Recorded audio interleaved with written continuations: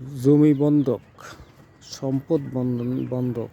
এই যে আমাদের দেশে কর দেয়, জমি কর দেওয়া, বন্ধক দেওয়া কি? জমি কর দেওয়া, বন্ধক দেওয়া হারাম, এটা জায়েজ নয়। আমাদের দেশে প্রচলিত যে কর নেওয়া হয় এটা বৈধ নয়, এটা সুদ। ইসলাম শরীয়তে বন্ধক পদ্ধতি চালু করা হয়েছে সম্পদের সুরক্ষার জন্য, মুনাফার জন্য নয়। কেউ কারোর কাছে কোনো কিছু বন্ধক রাখলো যে ভাই আমার কাছে আপনার এই জিনিসটা বন্ধক থাকুক, মানে এটা সুরক্ষা থাকুক, এটা থেকে আপনি লাভ নেবেন, এটা নিতে পারেন। আপনি এটা বন্ধক যার কাছে রাখছে সে এটা নিয়ে আসে, এটা থেকে লাভবান হবে, এটা ইসলামে জায়েজ নেই। অর্থাৎ আপনি জমিটা তার থেকে বন্ধক নেওয়ার পর ওই জমিটা আমরা চাষাবাদ করে যে লাভ করবেন ওটা আপনার জন্য জায়েজ হবে না। মূল ঘটনাটা হলো এখানে। যেমন আল্লাহ তাআলা বলেন, ওয়াইন কুনতুম আলা সাফারিন অলাম তাজিদু কাতিবান। তোমরা যখন সফরে থাকো, যদি তোমরা মৃত্যুর আশঙ্কা করো, এমন অবস্থায় যদি কোনো কিছু লিখে রাখার অবস্থা তোমার কাছে না থাকে, তুমি যদি লিখে রাখতে না পারো,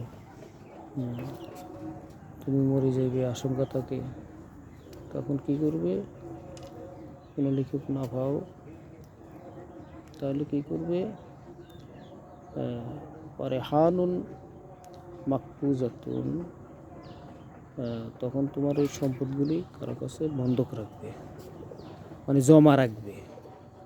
এখানে বন্ধক রাখা মানে হলো জমা রাখা, যাতে করে তোমার মালটা তছরূপ না হয়, তোমার মৃত্যুর পরে এই সম্পদটা তোমার আত্মীয় স্বজনের কাছে, ছেলেমেয়ের কাছে পৌঁছে যায়। এই হলো বন্ধক পদ্ধতি। অর্থাৎ লাভবান হওয়ার আশায় কেউ কোনো কিছু বন্ধক নিতে পারবে না, এটা সুদ। এটা সূরা আল বাকারা 2 রুকু 283 নম্বর আয়াত। অন্যস্ত আল্লাহ তাআলা বলেছেন, কুল্লু ফারদিন কুল্লু কারজিন, প্রত্যেক খরচ, প্রত্যেক মুনাফা, যাররা মানফাআতান, সেটা বয়ে আনে, সেটা পাহুয়া রেবা, সে এক প্রকার সুদ। প্রত্যেক ঋণ, মুনাফা এক প্রকার সুদ।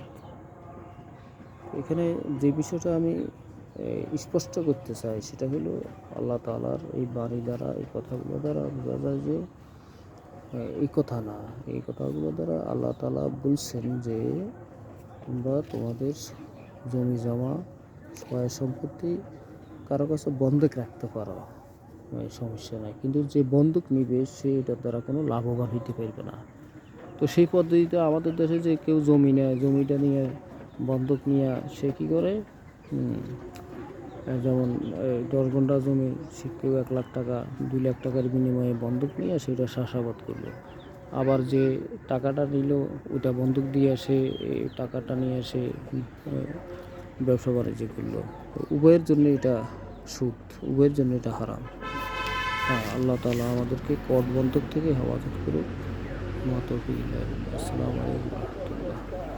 Principal Delwar, Chandpur, Bangladesh, 19 December 2024।